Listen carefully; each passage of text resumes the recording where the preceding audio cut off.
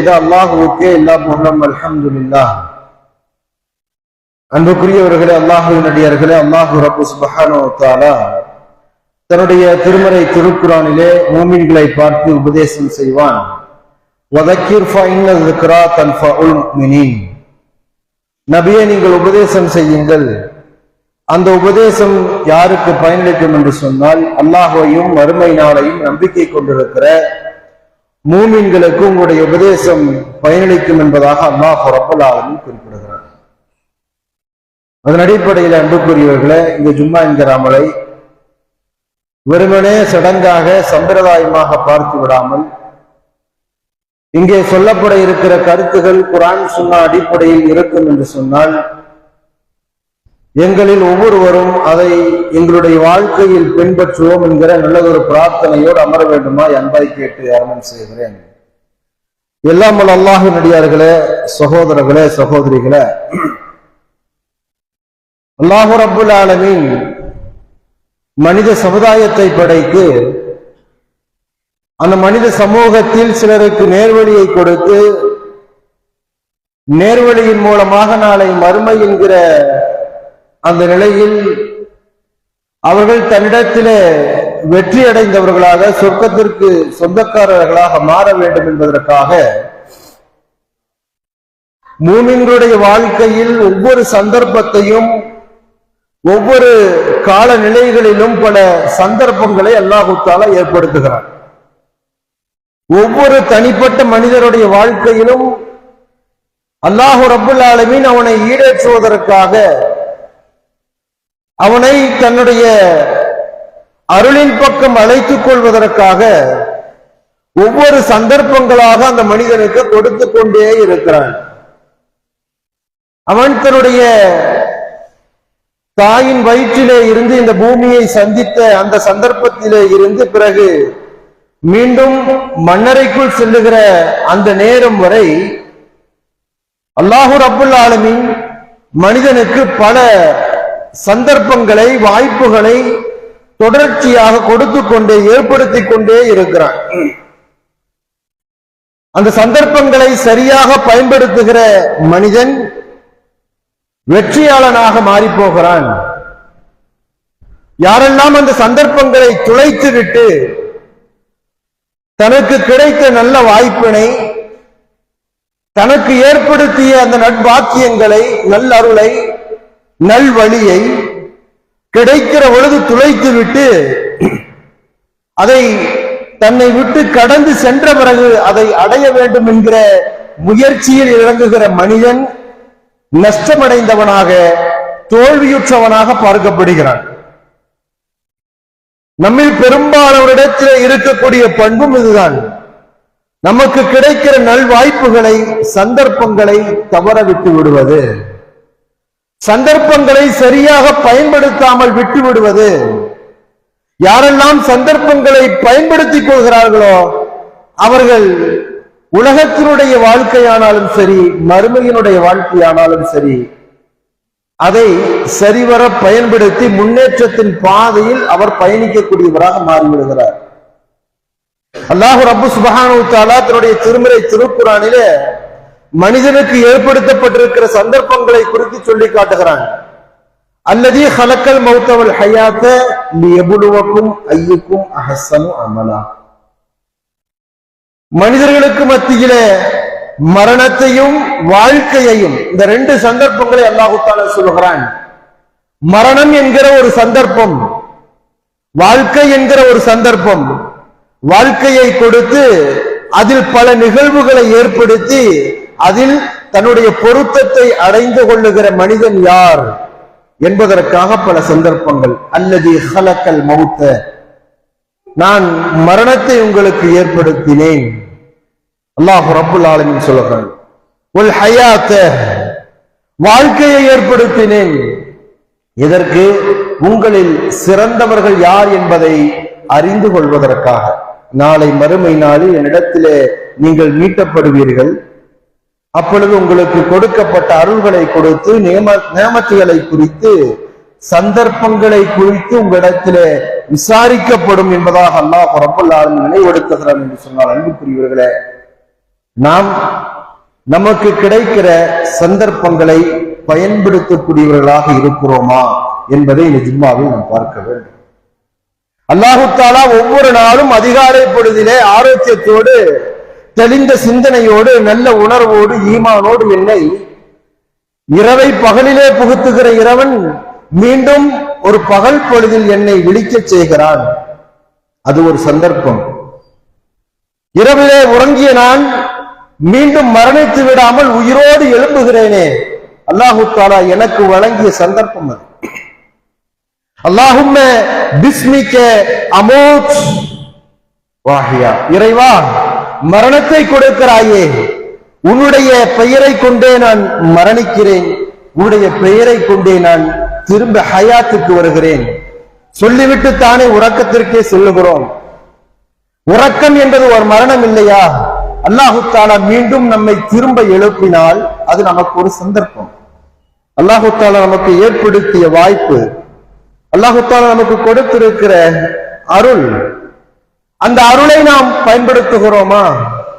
அந்த சந்தர்ப்பத்தை நாம் பயன்படுத்துகிறோமா என்பதை நாம் சிந்தித்து பார்க்க கடமைப்பட்டிருக்கிறோம். அன்புக்குரியவர்களே, நான் நோய்வாய்ப்பட்டவனாக இன்றைய காலை பொழுதை நான் அடையவில்லையே, நான் எனக்கு எதுவும் கிடைக்காத பஞ்ச பராரியாக நான் இன்றைய காலை பொழுதை நான் அடையவில்லையே, எனக்கு பாதுகாப்பு அளிக்கக்கூடிய அபயம் அளிக்கக்கூடிய வீட்டின் முகத்தோடே நான் திரும்ப எழுந்திருக்கிறேனே என்றைக்காவது நாம் சிந்தித்து பார்த்ததுண்டு? அன்புக்குரியவர்களே, எத்தனையோ நடைமுறை உதாரணங்களை நாம் பார்க்கிறோமே.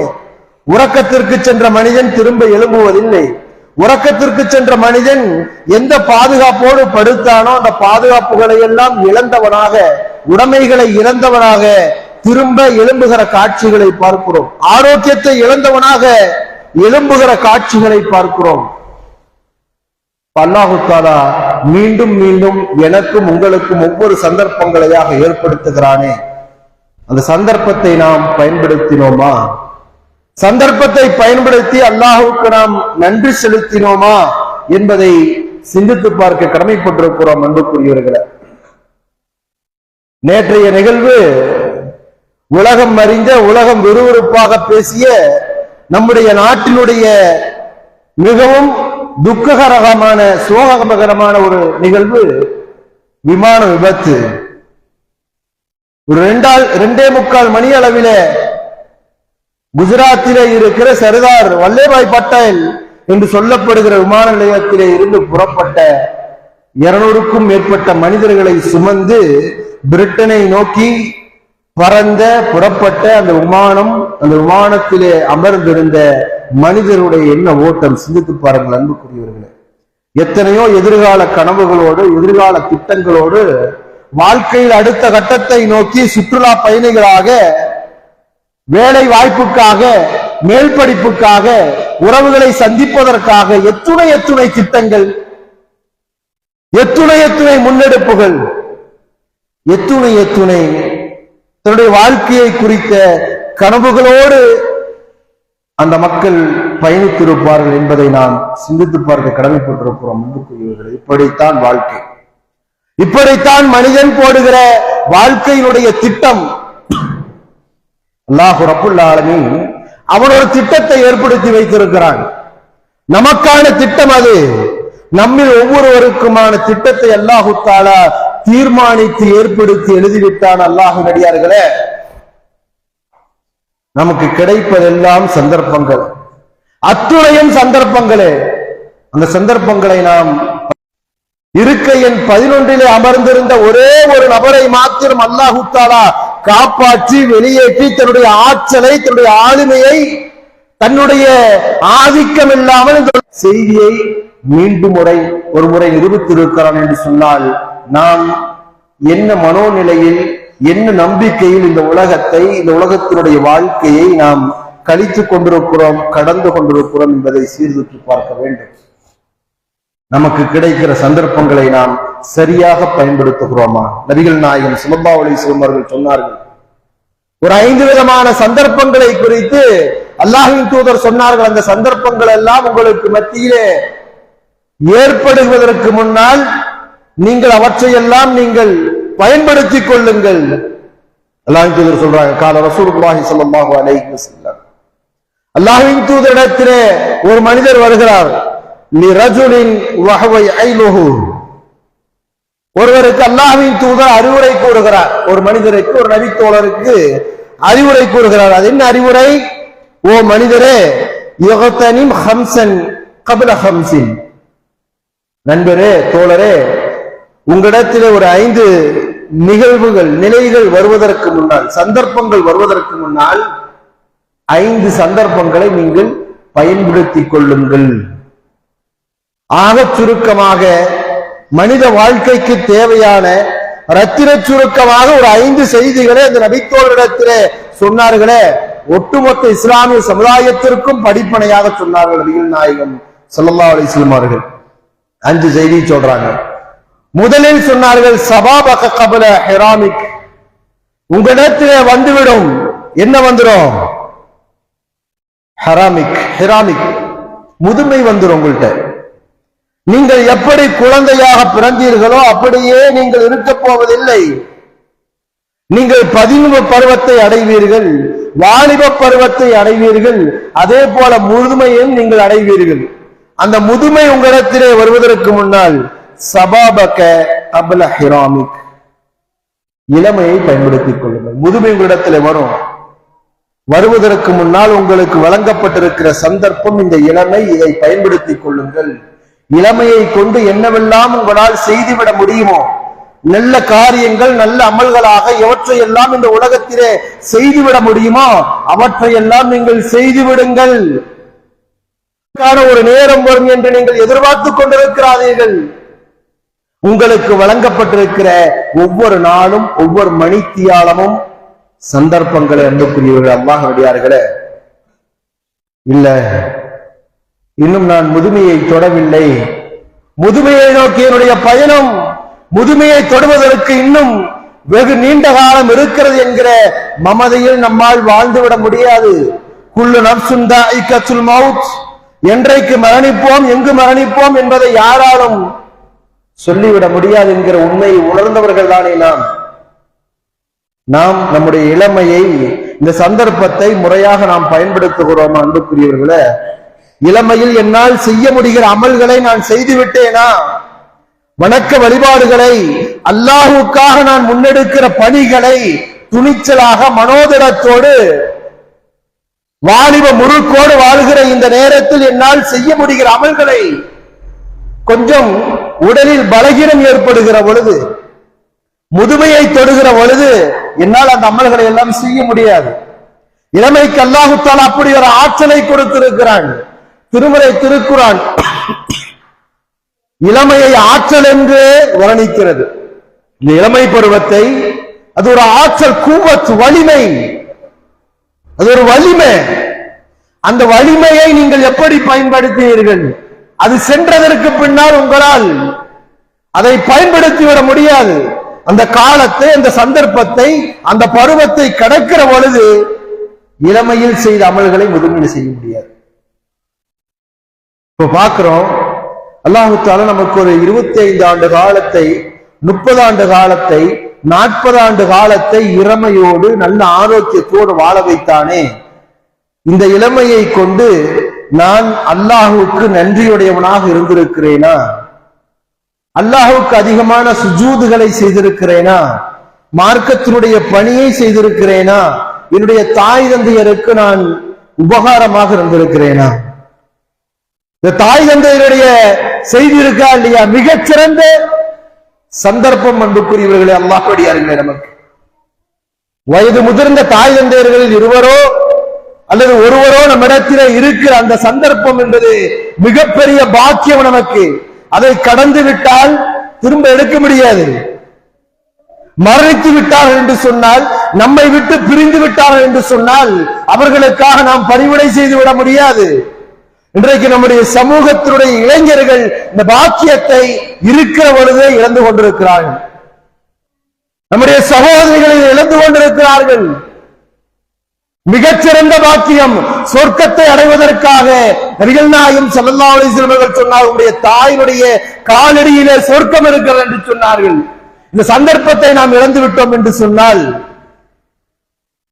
நம்முடைய வாப்பாவுக்கு நம்முடைய உம்மாவுக்கு அல்லாஹ் தஆலா எத்தனை ஆண்டு காலத்தை கொடுத்து வைத்திருக்கிறார் என்று தெரியாது. என்ன வாப்பா என்ன உம்மா எப்ப பார்த்தாலும் நையின்னு நோய்வாய்ப்பட்டிருக்கிற நேரத்திலே ஏதாவது ஒரு உதவியை நம்மிடத்திலே கேட்கிற சந்தர்ப்பங்களிலே நாம் அவர்களை பார்த்து பேசிவிட்டால் அல்லாஹ் தஆலா பயன்படுத்துகிற வார்த்தை தானே சீ என்று கூட சொல்லிவிடாதீர்கள், சொல்லாதீங்க. தாய் தந்தையரை பேணி பாதுகாப்பதற்கு அவர்களுக்கு பணிவிடை செய்வதற்கு உகந்த ஏற்ற ஒரு பருவம் இந்த இளமை பருவம். எத்துணை பேர் அதிலே அதை கொண்டு அல்லாஹ்வுடைய அருளை பெற்றுக் கொள்ளுகிற சந்தர்ப்பவாதிகளாக எத்துணை பேர் இருக்கிறோம், சுயநலவாதிகளாக எத்துணை பேர் இருக்கிறோம். வாய்ப்பை தவறவிட்டுக் கொண்டிருக்கிறோம். மரணத்துக்கு பின்னால் எங்க அம்மாவை மாதிரி அம்மா இல்லையே, ஊர்ல ஆயிரக்கணக்கான தாய்மார்கள் இருந்தாலும் கூட என்னுடைய தாயை போல எந்த தாயும் இல்லை. ஒவ்வொரு தமையனுக்கும் அப்படித்தானே, பேசி பிரயோஜனம் இல்லை. அல்லாஹ் தஆலா உங்களுக்கு வாய்ப்பை கொடுத்தான், சந்தர்ப்பத்தை கொடுத்தான், அவருடைய மனஜலத்தை தூய்மைப்படுத்துவதற்கான பாக்கியத்தை உங்களுக்கு கொடுத்தான். நீ விட்டு அவர்கள் மறைத்ததற்கு பின்னால் அதை பேசி என்ன பிரயோஜனம்? திரும்ப எடுக்க முடியுமா? அப்படி ஒரு சந்தர்ப்பத்தை, அப்படி ஒரு தாயை தந்தையை நமக்கு மத்தியில ஏற்படுத்தி விட முடியுமா? அல்லாஹ் தஆலா ஒரே ஒரு முறைதான் அந்த சந்தர்ப்பத்தை நமக்கு தருவான். அன்புக்குரியவர்களே, எத்துணை பேர் அந்த சந்தர்ப்பத்தை பயன்படுத்துகிறோம்? இப்படி நம்முடைய வாழ்க்கையில் ஏராளமான சந்தர்ப்பங்கள். சஹாபாக்கள் இளமையினுடைய அந்த வீரியத்தை உணர்ந்தார்கள். இளமையில் அல்லாஹ்வுக்கு செய்ய வேண்டிய கடமையினுடைய புனிதத்துவத்தை உணர்ந்தார்கள். அனஸ் பின் நலர் ரலியல்லாஹு அன்ஹு அவர்கள் உஹது களத்திலே பத்ரை தவறவிட்டவர், உஹதை எதிர்பார்த்திருந்தார். உஹது அவருக்கு வாய்ப்பாக கிடைக்கிறது, போறாங்க, போய் ஷஹீதாகிறாங்க. எப்படி ஷஹீதாகிறார்கள்? இறைவா, நான் ஒரு போர்க்களத்தை சந்திக்க வேண்டும், அந்த போர்க்களத்திலே நான் கலந்து கொள்ள வேண்டும், அந்த போர்க்களத்திலே நான் 70க்கும் மேற்பட்ட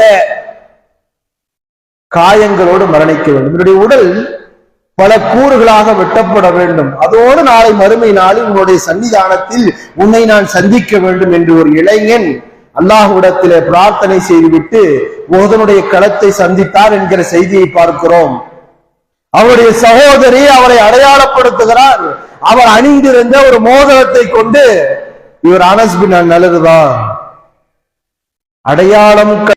தூதரோடு அவருக்கான பணிவிடைகளை செய்து கொண்டே தன்னுடைய வாழ்க்கையை கழித்துக் கொண்டிருக்கிற நேரத்தில் அல்லாஹ்வின் தூதர் கேட்கிறாங்க, ரபியாவே இருக்கிறாய் என்கிற இலக்கை புரிந்திருந்தார்கள் இளைய தலைமுறை சஹாபாக்கள்.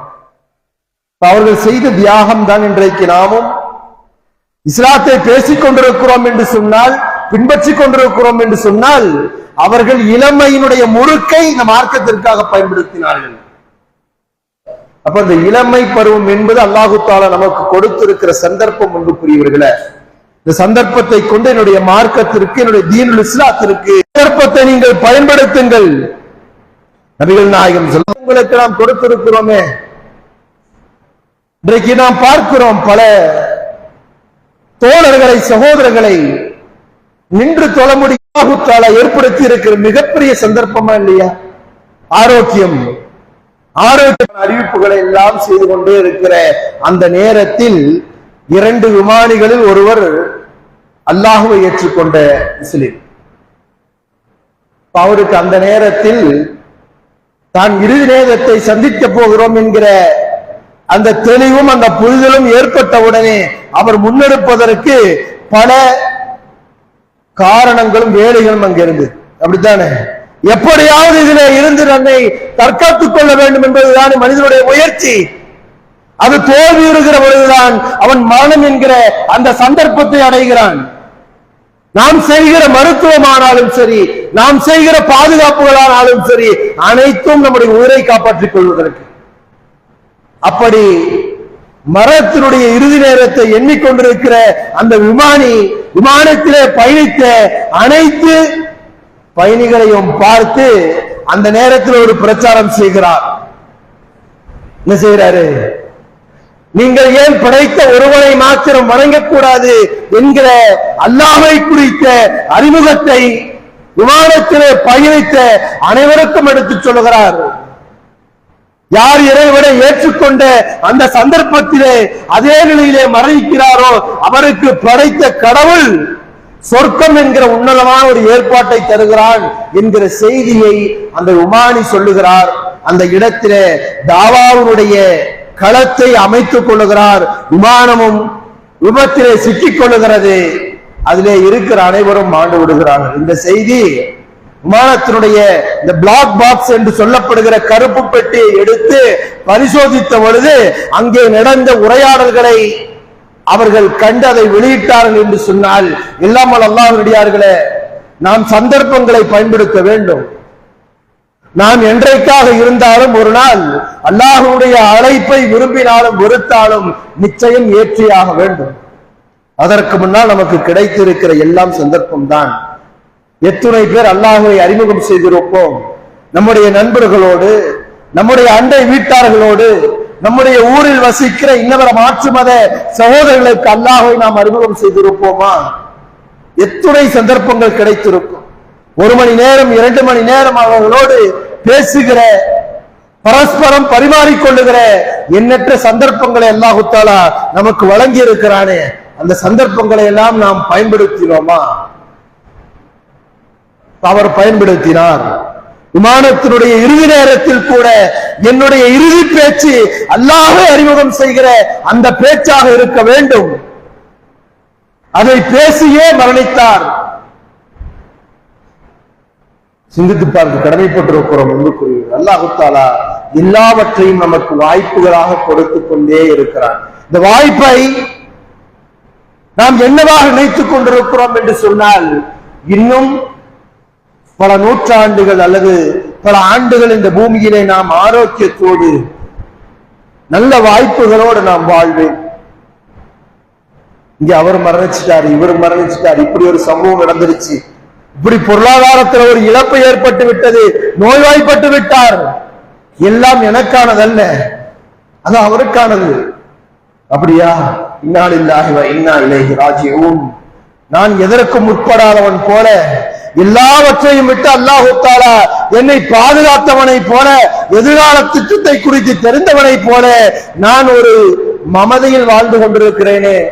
அல்லாஹ் நடிகார்களே, சிந்தித்து பார்க்க கடமைப்பட்டிருக்கிறோம். அல்லாஹ் தஆலா நம்மை பாதுகாக்க வேண்டும், நோயற்ற வாழ்க்கையை தர வேண்டும், நீண்ட ஆயுளை தர வேண்டும், அதில் நேர்வழியை தர வேண்டும்.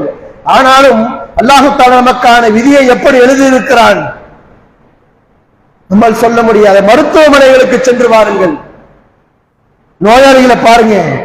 அல்லாஹ்வின் தூதர் சொன்னார்கள், நோயாளியை நீங்கள் நலம் விசாரியுங்கள். நோயிற்று இருக்கிற ஒரு மனிதரை நீங்கள் நலம் விசாரிக்கிற நேரம் எல்லாம் 20,000 மாணவர்கள் உங்களுக்காக அல்லாஹ்விடத்திலே பிரார்த்தனை செய்றாங்க. நல்ல சுறுசுறுப்பாக இருக்கிற நேரத்தில், இளமை முறுக்கோடு ஆரோக்கியத்தோடு வாழ்ந்து கொண்டிருக்கிற இந்த சந்தர்ப்பத்தில் நோய்வாய்ப்பட்டிருப்பவர்களை மருத்துவமனைக்கு சென்று பாருங்கள். அன்புக்குரியவர்களே, மனிதனுடைய வாழ்க்கையின் மோசமான நிலை நமக்கு புரியும், மோசமான நிலை புரியும். அல்லாஹ் தஆலா அவற்றையெல்லாம் விட்டு பாதுகாத்து நல்ல ஆரோக்கியத்தை எனக்கு கொடுத்திருக்கிறானே. ஒரே ஒரு நோய் குடும்பத்தினுடைய ஒட்டுமொத்த பொருளாதாரத்தையும் குறைத்து விடுகிறது, குடும்பத்தினுடைய ஒட்டுமொத்த மகிழ்ச்சியையும் சின்னாபின்னமாக்கி விடுகிறது, குழந்தைகளுடைய படிப்பை ஒன்றுமில்லாமல் ஆக்கி விடுகிறது. அல்லாஹ் பெரியவன் இல்லையா? அல்லாஹ் தஆலா நமக்கு நல்ல ஆரோக்கியத்தை கொடுக்கவில்லையா? சிந்தித்து பாருங்கள். இந்த ஆரோக்கியத்தை கொண்டு, நோய் வருவதற்கு முன்னால் இந்த ஆரோக்கியத்தை கொண்டு நான் அல்லாஹ்வுக்கு நன்றியுடையவனாக வாழ்கிறேனா, சந்தர்ப்பங்களை நான் பயன்படுத்துகிறேனா என்பதை சிந்தித்து பார்க்க வேண்டும். அன்புக்குரியவர்களே, நல்ல நல்ல சந்தர்ப்பங்கள் எல்லாம் அடியானுக்கு அல்லாஹ் தஆலா தருகிற வாய்ப்புகளே. அது ரமலானுடைய நாட்களாக இருந்தாலும் சரி, துல்ஹஜ்ஜுடைய ஆரம்ப 10 நாட்களாக இருந்தாலும் சரி, வாரத்திலே 2 நாள்கள் ஏற்படுத்தப்படுகிறது, திங்களும் வியாழனும் அதுவாக இருந்தாலும் சரி, ஒவ்வொரு நாளும் நமக்கு கிடைக்கிற ஃபஜ்ருடைய நேரம் அஸ்ருடைய நேரமாக இருந்தாலும் சரி, ஒவ்வொரு நாளும் ஒவ்வொரு வக்திலும் நாம் தொழுகையை முடித்து அதற்கு பின்னால் செய்கிற பிரார்த்தனையாக இருந்தாலும் சரி, நமக்கு கிடைத்திருக்கிற சந்தர்ப்பங்கள் எல்லா சந்தர்ப்பம் அல்லாஹு தஆலா அடியானின் மீது கொண்டிருக்கிற கருணை. பயன்படுத்துகிறோமா? சந்தர்ப்பங்களை நமக்கானதாக நாம் மாற்றிக்கொள்கிறோமா? நபிகள் நாயகம் ஸல்லல்லாஹு அலைஹி வஸல்லம் அவர்கள் சந்தர்ப்பங்களை பயன்படுத்துகிற ஒரு சமுதாயத்தை உருவாக்கி காட்டினார்கள். அதான் சொல்றாங்க, முதுமை வந்திருப்பா, இதோ வந்து விடும். இன்றைக்கெல்லாம் இளமையிலேயே முதுமை. ஒரு காலத்தில முதுமை என்பது 60 70 தாண்டுகிற பொழுது முதுமை ஏற்படும். இன்றைக்கு 40 தாண்டி விட்டால் மருத்துவமனைகளில் எல்லா டெஸ்டையும் எடுத்து 40 வந்துருச்சா, என்னென்ன டெஸ்ட் இருக்கு எல்லாத்தையும் எடுத்துறியே, நீ முதுமைக்குள் சென்று விட்டாய். 40 இன்றைக்கு முதுமையாக பார்க்கப்படுகிறது. அப்படிப்பட்ட ஒரு சிக்கலான காலத்தில் பார்க்கிற இடங்கள் எல்லாம் நோய்வாய்ப்பட்டிருக்கிற சமூகத்தை, மக்களை, மனிதர்களை பார்க்கிற ஒரு காலகட்டத்திலே வாழ்ந்து கொண்டிருக்கிற நாம், நமக்கு கிடைத்திருக்கிற சந்தர்ப்பங்களை பயன்படுத்த வேண்டும் என்று கூறியுள்ளது. மூன்றாவதாக நபிகள் நாயகம் ஸல்லல்லாஹு அலைஹி வஸல்லம் சொன்னார்கள், வகினாஅக قبل فقرك, உங்களுக்கு வறுமை வருவதற்கு முன்னால் உங்களுடைய செல்வத்தை நீங்கள் பயன்படுத்திக் கொள்ளுங்கள். வறுமை வரும், உங்களுக்கு செல்வங்கள் இழந்த நிலை வரும், உங்களுக்கு பொருளாதாரத்தை இழப்பு ஏற்படுகிற நிலை உங்களிடத்திலே வரும். அப்படி ஒரு சந்தர்ப்பம் அல்லாஹ் தஆலா உங்களுக்கு ஏற்படுவதற்கு முன்னால் உங்களுக்கு வழங்கப்பட்டிருக்கிற பொருளாதாரத்தை, செல்வத்தை அல்லாஹ்வுடைய பாதையில் கொடுத்துவிடுங்கள், செலவு செய்திருங்க. இன்னைக்கு நம்மள்ட்ட இருக்கிற இந்த பெரிய பலகீனம் என்னவென்று சொன்னால், பொருளாதாரம் என்று வருகிற பொழுது அந்த பொருளாதாரத்தை அல்லாஹ்வின் பாதையில் கொடுக்கிற பொழுது அதற்கான நாட்களை கடத்துவது. இன்னைக்கு செஞ்சுக்கலாம், இந்த ஒரு செலவு இருக்கு, இந்த செலவை முடிச்சுட்டு செஞ்சிடறேன், நான் என்ன கொடுக்காமையா போயிட போறேன். இந்த ஸ்கூல் ஃபீஸ் வந்துருச்சு, எதுக்கு? ஒரு 500 ஒரு 1000 அல்லாஹ்வுடைய பாதையில் அல்லது ஒரு 100 அல்லாஹ்வின் பாதையில் செலவு செய்வதற்கு நமக்கான காரணங்கள், சந்தர்ப்பத்தை தவிர்ப்பது. அன்புக்குரியவர்களை, சைத்தான் மிகச்சிறந்த உபதேசம் செய்பவன். அல்லாஹ் தஆலா அறிமுகம் செய்கிறான். இடத்திலே சைத்தான் வறுமையை குறித்து எச்சரிக்கிறான். என்ன சொல்றான்? கொடுக்காத, கொடுத்தால் நீ ஓட்டாண்டியாகி விடுவாய், திவாலாகி விடுவாய். செல்வத்தை அல்லாஹ்வின் பாதையிலே கொடுத்து விடாதே. கொடுப்பதற்கு எல்லாம் இருக்காங்கப்பா, நீ ஏன் கொடுக்கிற? 10 ரூபாயை கொடுக்கிற நேரம் முதல் கொண்டு ஆயிரங்களை செலவழிக்கிற அந்த சந்தர்ப்பங்கள் வரை சைத்தான் நம்மிடத்தில் தொடர்ச்சியாக பிரச்சாரம் செய்து கொண்டே இருக்கிறான். கொடுக்காதப்பா, காசை கொடுத்தா. உடைய பொருளாதாரத்துக்கு தேவையுடைய உடைய குடும்ப உறுப்பினர்களுடைய குழந்தைகள் இருக்கிறது, ஏன் கொடுக்கிற? அல்லாஹ் தஆலா கேட்கிறான், விளக்கரத்தில் பொருளாதாரத்தை கொடுங்கள். நீங்கள் கொடுக்கிற அந்த பொருளாதாரத்தை குதிரை குட்டியை ஒரு எஜமான் வளர்ப்பதை போல பேணி பாதுகாத்து பன்மடங்காக நான் பெரிதாக்கி உங்களிடத்திலே தருகிறேன். அல்லாஹ் கேட்கிறான், உங்களிடத்திலே வறுமை வருவதற்கு முன்னால் பொருளாதாரத்தை நீங்கள் பயன்படுத்திக் கொள்ளுங்கள், செல்வத்தை நீங்கள் பயன்படுத்திக் கொள்ளுங்கள். சஹாபாக்கள் பயன்படுத்தினார்கள், சஹாபாக்கள் அப்படி கொடுத்தார்கள். கேட்ட பொழுது அபூபக்கரும் உமர் ரலியல்லாஹு அன்ஹு அவர்களும் உஸ்மானும் அலி இப்னு அபூ தாலிபும் அதிலே போட்டி போட்டார்கள், செல்வத்தை கொடுப்பதிலே போட்டி போட்டார்கள். கொடுக்க வாய்ப்பில்லாத சஹாபாக்கள் அதை நினைச்சு அழுதாங்க. திண்ணை தோழர்கள் என்று ஒரு சமூகத்தை நாம் அறிகிறோமே, அந்த சமூகம் அழுதாங்க, பொருளாதாரம் இல்லைன்னு சொல்லி அழுதாங்க. எதுக்கு? சுகபோகமாக வாழ வேண்டும் என்பதற்காக அல்ல. அல்லாஹ்வியார்களே, அல்லாஹ்வின் பாதையிலே கொடுப்பதற்கு பொருளாதாரம் இல்லை. தபூக்குடைய போர்க்களம், அல்லாஹ்வின் தூதர் பொருளாதாரத்தை கேட்கிறாங்க, போர்க்களத்திற்கான பொருளாதாரத்தை கொடுங்கள். இல்ல, செல்வந்தர்கள் எல்லாம் வாரி வாரி குவிக்கிறாங்க. அபூதுர் ரஹ்மான் இப்னு அவுஃப் ரலியல்லாஹு அன்ஹு அவர்கள், உஸ்மான் இப்னு அஃபான் ரலியல்லாஹு அன்ஹு அவர்கள் 900 ஒட்டகங்களும் இந்த ஒட்டகத்தின் மேல் வைக்கப்பட்டிருந்த சிரியாவை நோக்கி அந்த ஒட்டகங்கள் எல்லாம் பயணிப்பதற்காக வியாபார பொருட்களோடு தயாரா நின்றிருக்கு. அல்லாஹ்வுக்கு அறிவிப்பு செய்யறாங்க, அப்படியே கொடுக்கிறார்கள், வாரி வாரி கொடுத்தார்கள். இவற்றையெல்லாம் பார்த்து கொண்டிருக்கிற எதுவும் கொடுக்க முடியாத பொருளாதார சூழலில் இருந்த சஹாபாக்கள் பொறாமைப்பட்டாங்க. எதுக்கு பொறாமைப்பட்டாங்க? எங்கள்ட பொருளாதாரம் இல்லையே, அந்த பொருளாதாரம் ஏன் எங்களிடத்தில் இல்லை என்று பொறாமைப்பட்டார்கள். அல்லாஹ்வின் பாதையில் கொடுப்பது. அல்லாஹ் தஆலா திருமறை திருக்குர்ஆனிலே சொல்லுகிறான், அந்த நபி தோழர்கள் தன்னுடைய கண்களிலே இருந்து கண்ணீர் வடித்தவர்களாக திரும்பி சென்றார்கள். நபியே, அவர்களும் குற்றமற்றவர்கள், குற்றம் பிடிக்கப்பட மாட்டாங்க. போர்க்களத்திற்கு ஏன் போல? அன்புக்குரியவர்களே, அல்லாஹ் தஆலா நிறைந்த பாக்கியங்களோடு செல்வத்தோடு பொருள் வளத்தோடு நம்மை அமைத்திருக்கிறானே, இந்த பொருளாதாரத்தை கொண்டு நாம் நாளை மறுமை நாளிலே ஈடேற்றம் பெறுவதற்கு, நமக்கு வறுமை வருவதற்கு முன்னால் இந்த பொருளாதாரத்தை செலவழிக்க வேண்டும். அன்புக்குரியவர்களே, அல்லாஹ்வின் தூதர் நபிகள் நாயகம் ஸல்லல்லாஹு அலைஹி வஸல்லம் அவர்கள் 4வது சொன்னார்கள், உனக்கு வேலைப்பளு வருவதற்கு முன்னால் ஓய்வை பயன்படுத்திக் கொள். ஓய்வு இருக்கா இல்லையா? ரெஸ்ட், லீவு நாட்கள், விடுமுறை நாட்கள், இது அல்லாஹ்வுடைய ஒரு அருள். நபிகள் நாயகம் ஸல்லல்லாஹு அலைஹி வஸல்லம் சொல்றார், உனக்கு வேலை வந்துருச்சுன்னு சொன்னா உன்னால் பல காரியங்களை, பல அமல்களை, பல சேவைகளை செய்து முடிக்க முடியாது. ஓய்வு இருக்கிற பொழுது அதை நீ செய்து கொள்ள வேண்டும் என்று நபிகள் நாயகம் ஸல்லல்லாஹு அலைஹி வஸல்லம் சொன்னாங்க. இப்ப இன்னைக்கு மார்க்கத்தினுடைய கல்வியை கற்றுக்கொள்வதற்கு நம்ம எத்தனை பேர் ஆர்வமுடையவர்களாக இருக்கிறோம்? குர்ஆனை படிப்பதற்கு, சுன்னாவை படிப்பதற்கு எத்தனை பேர் நம்முடைய ஓய்வு நேரத்தை பயன்படுத்துகிறோம்? உமர் ரலியல்லாஹு அன்ஹு அவர்கள் தன்னுடைய அண்டை வீட்டாரோடு ஒரு உடன்படிக்கையை செஞ்சிருந்தாங்க. நான் ஓய்வெடுக்கிற பொழுது நீ வேலைக்கு செல்ல வேண்டும், நீ வேலைக்கு செல்லுகிற பொழுது நான் வேலைக்கு செல்லுகிற பொழுது நீ ஓய்வெடுத்துக் கொள். அந்த ஓய்வை பயன்படுத்தினார்கள்.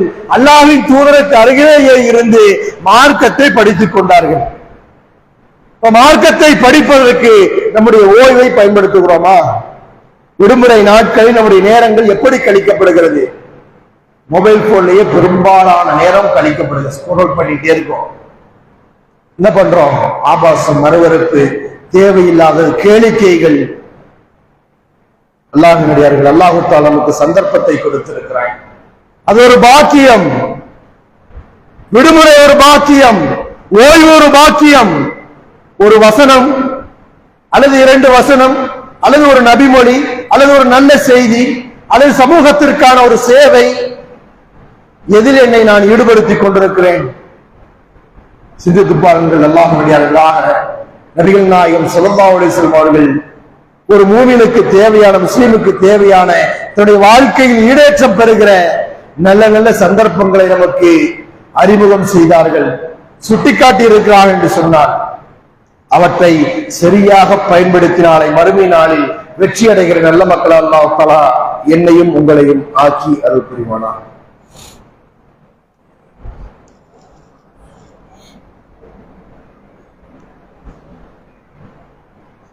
نحمده ونصلي على رسوله الكريم.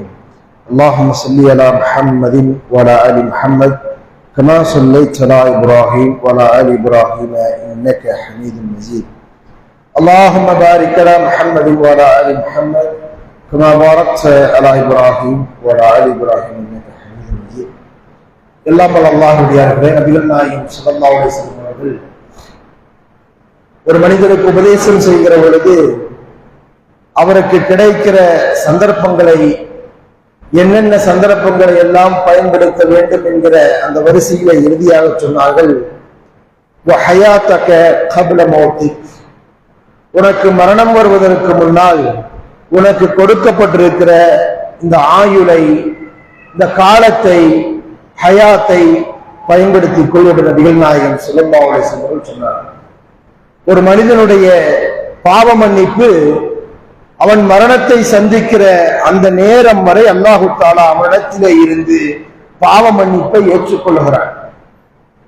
எப்பொழுது அவனுடைய உயிர் தொண்டைக்குழியை அடைந்து விடுகிறதோ அப்பொழுது அல்லாஹ் தஆலா பாவ மன்னிப்பினுடைய வாயிலை அடைத்து விடுகிறான் என்று நபிகள் நாயகம் ஸல்லல்லாஹு அலைஹி வஸல்லம் சொல்கிறார். இன்றைக்கு நம்முடைய சமூகத்தில், நம்முடைய நண்பர் வட்டத்தில், நம்முடைய குடும்ப உறுப்பினர்களில், நம்முடைய ஜமாஅத்தில் எத்தனை மனிதர்கள் நம்பக்கூடியவர்களை அல்லாஹ் தஆலா கொடுத்திருக்கிற இந்த நேர்வழியை எத்துணை பேர் அதை துளைத்துவிட்டு அதனுடைய மகிமையை புரிந்து கொள்ளாமல் ஆயுளை பயன்படுத்தாமல் நல்வழியில் பயன்படுத்தாமல் துளைத்துக் கொண்டிருக்கிறார்கள். மரணம் வருகிற பொழுது மனிதன் போராடுகிறான். அதிலே இருந்து தன்னை தற்காத்துக் கொள்வதற்காக முயற்சி செய்கிறான். அதிலே இருந்து எப்படி விடுவித்து நல்ல அமல்களை செய்ய வேண்டும் என்கிற கோரிக்கை அல்லாஹ்விடத்திலே வைக்கிறான். திருக்குர்ஆன் வர்ணிக்கிறது. ஒரு மனிதனுடைய இறுதி நேரத்தை குறித்து அல்லாஹ் தஆலா சொல்லி காட்டுகிறான். அவருடைய கண்டைக்காலோடு பின்னிக் கொள்ளும். அந்த சந்தர்ப்பத்தில் அல்லாஹ் ரப்புல் ஆலமீனிடத்தில் அந்த மனிதன் சொல்வானாம், இறைவா எனக்கு கொஞ்சம் அவகாசம் கொடு, கொஞ்சம் நேரத்தை சந்தர்ப்பத்தை கொடு இறைவா. இதோ என்னுடைய பொருளாதாரத்தை நான் அல்லாஹ்வுடைய பாதையில் வாரி வழங்கி விட்டு வந்து விடுகிறேன். இறைவா எனக்காக நான் சுஜூது செய்யக்கூடியவனாக கொஞ்சம் தொழுது விட்டு வந்து விடுகிறேன் இறைவா என்று மனிதன் அல்லாஹ்விடத்திலே மன்றாடுகிற அந்த செய்தியை திருமறை குர்ஆனில் அல்லாஹ் தஆலா சொல்லுகிறான் என்று சொன்னார். இந்த வாழ்க்கை என்பது நமக்கு கொடுக்கப்பட்டிருக்கிற அருள். அல்லாஹ் தஆலா எந்த மனிதனுக்கும் சந்தர்ப்பத்தையும் வாய்ப்பையும் ஏற்படுத்த மாட்டான். அவன் விதித்த நேரத்தில் அந்த சந்தர்ப்பத்தில் ஒரு கணப்பொழுது கூட முந்தவோ பிந்தவோ செய்யாமல் அவனுடைய உயிரை கைப்பற்றி விடுவான். எந்த விதமான இரக்கமும் அந்த நேரத்தில் காட்ட மாட்டான். நமக்கு அளிக்கப்பட்டிருக்கிற வாய்ப்பு சந்தர்ப்பம் அல்லாஹ் தஆலா நாம் வாழ்ந்து கொண்டிருக்கிற இந்த வாழ்க்கை, இது அல்லாஹ்வுக்கு நாம் அதிகமாக சுஜூது செய்ய வேண்டும், பாவ மன்னிப்பு கேட்க வேண்டும், நல்வழியில்